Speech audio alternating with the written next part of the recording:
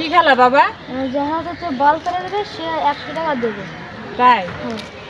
100 টাকা মানে যার হাতে কি মানে বলটা কিভাবে ধরতে হবে নাকি? ক্যাশ।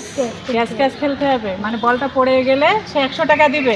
ওকে ঠিক আছে, 100 টাকারই তো খেলা। রেডি?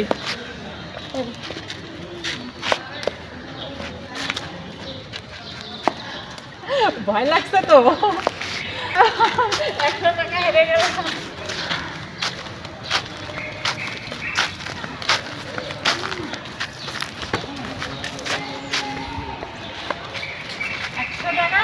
পেয়ে গেছো?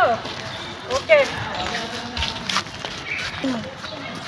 100 টাকা হেরে গেলাম, কষ্ট লাগছে।